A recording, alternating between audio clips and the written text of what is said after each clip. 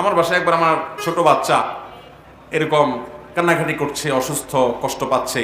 তো আমার ওয়াইফ বলতেছে যে একটু সূরা ফাতিহা পড়ে একটু ফুটু দেন। তাই আমি বললাম, আমি ফু দিতে হবে কেন? তুমি দিলে কি সমস্যা? তুমি দিলে কি সমস্যা? কাজকে আমি করব না আল্লাহর কোরআনে করবে? তাহলে তো তুমি দিলেও হইতে পারে, দাও বিসমিল্লাহ পড়ে। আমরা আমাদের বাসায় বাচ্চাদের উপরে প্রায় সময় সূরা ফাতিহার আমলটা করি, আলহামদুলিল্লাহ অলৌকিকভাবে উপকার পাই। সেই ঈমান এবং সেই ইয়াকিন থাকতে হবে। সূরা ফাতিহা পড়ে ফু দিবেন, ঠিক আছে না ইনশাআল্লাহ? কোনো অমুসলিম বা তান্ত্রিক ব্যক্তির কাছ থেকে কোনো মুসলমান ব্যক্তি ঝাড়ফুঁক নিতে পারবে কিনা, খুব দরকারি প্রশ্ন। আজকাল দেখা যায় অনেক হিন্দু বা অনেক অন্য ধর্মাবলম্বী তারা দেখা যায় বিভিন্ন তন্ত্র মন্ত্র দিয়ে কবিরাজি করে।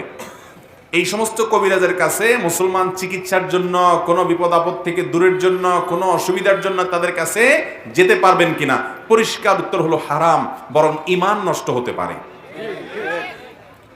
আরে ভাই, তাদের কাছে যাওয়া তো অনেক পরের কথা। যদি কেউ নিজেকে মুসলমান দাবি করে, নামাজ কালাম পড়ে, নাম আব্দুল্লাহ আব্দুর রহমানও হয়, আর সে যদি আপনাকে এই জাতীয় তাবিজ দেয়, যে তাবিজের ভিতরে শিরকি কথা লেখা, ফেরাউন, নমরুদ, হামান, অমুক তমুক এবং নানা রকম বান্টনা ইত্যাদি করাকরি করে, তাহলে এই লোকের কাছ থেকে এগুলো নেওয়াটাও তো জায়েজ নাই, গুনাহ। সেখানে আপনি কোথাকার কোন অমুসলমানের কাছে যাবেন? ইসলাম কি এত দুর্বল হয়ে গেছে যে কোনো কাফেরের কাছে যাইতে হবে আপনাকে তন্ত্রমন্ত্র আনার জন্য?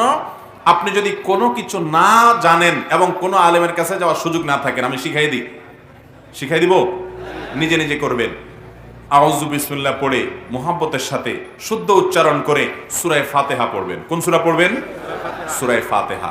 সূরা ফাতিহা পড়ে পানিতে ফু দিয়ে পানিটা যে কোনো রোগের জন্য, অসুবিধার জন্য বিসমিল্লাহ বলে শেফার নিয়তে, আল্লাহ আপনি এই কোরআনের আয়াতের মাধ্যমে আমাকে সুস্থ করে দেন, এই নিয়তে আপনি পান করবেন, ইনশাআল্লাহ আপনি সুস্থ হয়ে যাবেন। আমার বাসায় একবার আমার ছোট বাচ্চা এরকম কান্নাকাটি করছে, অসুস্থ, কষ্ট পাচ্ছে। তো আমার ওয়াইফ বলতেছে যে একটু সূরা ফাতিহা পড়ে একটু ফুটু দেন। তাই আমি বললাম, আমি ফু দিতে হবে কেন? তুমি দিলে কি সমস্যা? তুমি দিলে কি সমস্যা? কাজকে আমি করব না আল্লাহর কোরআনে করবে? তাহলে তো তুমি দিলেও হইতে পারে, দাও বিসমিল্লাহ পড়ে।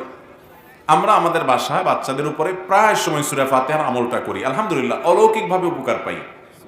সেই ঈমান এবং সেই ইয়াকিন থাকতে হবে। সূরা ফাতিহা পড়ে ফু দিবেন, ঠিক আছে না ইনশাআল্লাহ? বাচ্চাকে ডাইরেক্ট ফু দিবেন, পুরো শরীর মুছে দিবেন। আরেকটা বলি, সূরা ইখলাস, সূরা ফালাক, সূরা নাস, কোরআনের শেষ তিনটা সূরা, এই তিনটা সূরা তিনবার পড়ে কথার কথা কোনো বাচ্চা হোক বড় হোক ফু দিবেন, ইনশাআল্লাহ সে শেফা লাভ করবে। আপনি কোনো খাবারে পড়ে ফু দিয়ে তাকে খাওয়াবেন, পান করাবেন, ইনশাআল্লাহ সে শেফা লাভ করবে।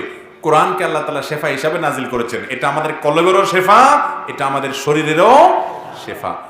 সাহাবীদের মধ্যে একটা দল একবার তারা কোথাও গিয়েছেন, তো আসার পথে সম্ভবত বা যাওয়ার পথে কোনো এক জায়গায় তারা রাত্রি যাপন করেছে। আগের যুগে তো আর এত দোকানপাট ছিল না, মরুভূমি দিয়ে যাচ্ছে, কোনো দোকানপাট নাই, খাবারের ব্যবস্থা নেই, তাদের কাছে যে পাথেয় ছিল শেষ হয়ে গেছে।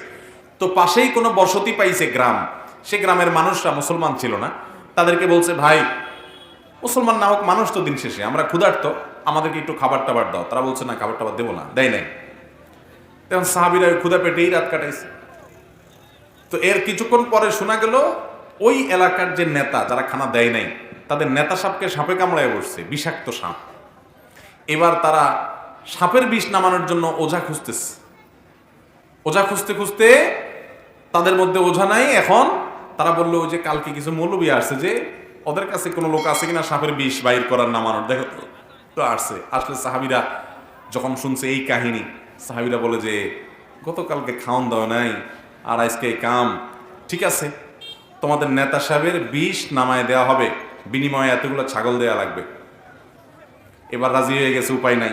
তো ওনারা সাহাবী সম্ভবত আবু সাঈদ খুদরি রাদিয়াল্লাহু তাআলা আনহু, আবু রাদিয়াল্লাহু তাআলা আনহু, আমি পুরো স্মরণে আসছে না, তো যে সেখানে আবু সাঈদ খুদরি রাদিয়াল্লাহু তাআলা আনহু, তো সেখানে যে আবু সাঈদ খুদরি রাদিয়াল্লাহু তাআলা আনহু সূরা ফাতিহা পড়ে ফু দিছেন, ভালো হয়ে গেছে। উনি যে সূরা ফাতিহা পড়ছেন এটা কেউ জানে না, পড়ে ফু দিছেন, বিষ নেমে গেছে, চলে আসছেন।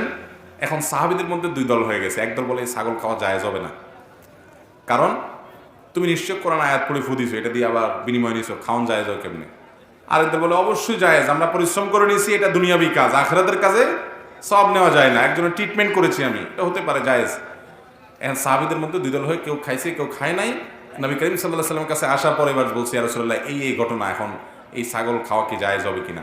নবী করিম সাল্লাল্লাহু আলাইহি ওয়াসাল্লাম বলেছেন, ছাগল আর আছে কিনা থাকলে আমারও ভাগ দিও। তার মানে তিনি বুঝাইছেন যে এটা জায়েজ আছে। তাহলে এরপর উনি জিজ্ঞাসা করলেন ওই সাহাবীকে যে তুমি কি পড়ছিলা এত কনফিডেন্টের সাথে যে হ্যাঁ ভালো হয়ে যাবে? তখন বললেন আমি সূরা ফাতিহা পড়ছি। সূরা ফাতিহার পাওয়ার দেখছেন? এজন্য ভাইরা ওই অমুসলিম বা কাফের মুশরিক কোনো তান্ত্রিক ফান্ত্রিকের কাছে না, সরাসরি কোরআনের আয়াত পড়ে নিজে চিকিৎসা গ্রহণ করবেন।